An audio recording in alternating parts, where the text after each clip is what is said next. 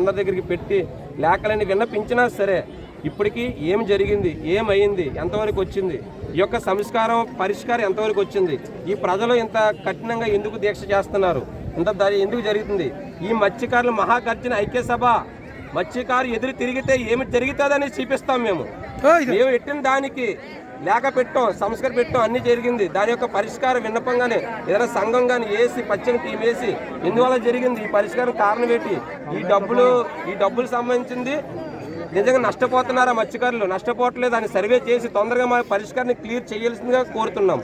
ఈ పరిష్కారం క్లియర్ చేయని ఎడల మత్స్యకారులు మహాగర్జన ఏకమయ్యి ఆ యొక్క విధ్వంసానికి కారణమైన రాజకీయ నాయకులే కావచ్చు, ఏదైనా కావచ్చు, ఆ ఇండస్ట్రీలకి తొత్తులుగా ఉన్న ప్రతి ఒక్కరు కూడా చెప్తున్నాం. ఈ యొక్క పరిష్కారం తొందరగా క్లియర్ చేసి లేని జీవనోపాధి పోయిన ప్రతి ఒక్కరు కూడా మనుగడకు కూడా ఇందువల్ల జరిగింది. ఇది పరిష్కారం చెయ్యలేకపోతే మన ఏటిమోగలో ఉన్న ఫిషరీస్ డిపార్ట్మెంట్ ఎందుకు ఆ కారణం చేత ఉంది. మేము మత్స్యకారులను కాదా, మేము నిరూపించడానికి ఇంకంతగా అవకాశం ఏం కావాలి, ఎందువల్ల కావాలి, మా యొక్క జీవనోపాధి ఎందువల్ల పోగొట్టారు. రిలయన్స్ ఇండస్ట్రీ అన్ని పెడుతున్నారు, రిలయన్స్ కానీ ఓఎస్ఎస్ కానీ ప్రతి గ్రామానికి నష్టపరిహారం తొలి విడత 1,30,000, సెకండ్ విడత 80,000, థర్డ్ విడత 79,000. అలాగే ప్రతి ఒక్కరికి వేసినప్పుడు మా మత్స్యకారుల కార్డులు కూడా ఎందుకు వేయట్లేదు.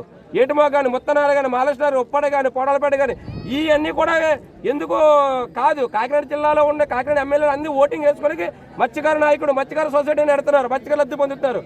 ఏటా బోట్లకి ఎఫ్కే ఫిషరీ డిపార్ట్మెంట్ అన్ని సంఘాల్లో లైసెన్స్ ఇస్తున్నారు. అటువంటి లైసెన్స్ ఇచ్చినప్పుడు ఉన్న ఏటుమోగ సంస్థ ఈ యొక్క డబ్బులు ఇచ్చే కార్యక్రమం ఎందుకు ఏటుమోగలేదు. దాని యొక్క పరిష్కారానికి ప్రతి ఒక్క నాయకుడు కూడా ఎదరొచ్చి ఇది పరిష్కారం క్లియర్ చేసి సుమారుగా ఇక్కడ ఏటుమోగ కానీ డబ్బు రావాల్సిన వారు సుమారు ఏటుమోగ కానీ మొత్తాన్ని కలిగితే 52,000 మంది దాకా సుమారు ఉన్నారు ప్రస్తుతానికి.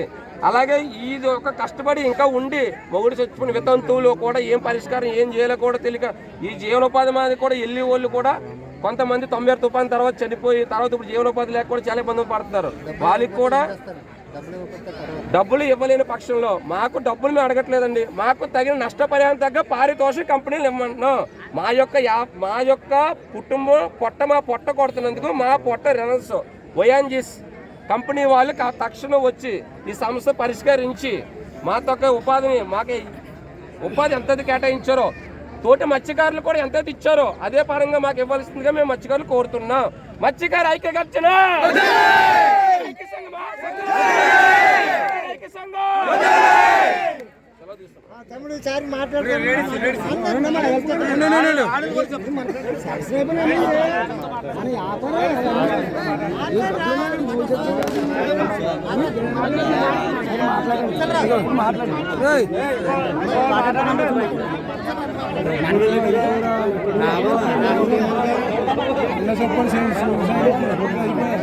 ఇప్పుడు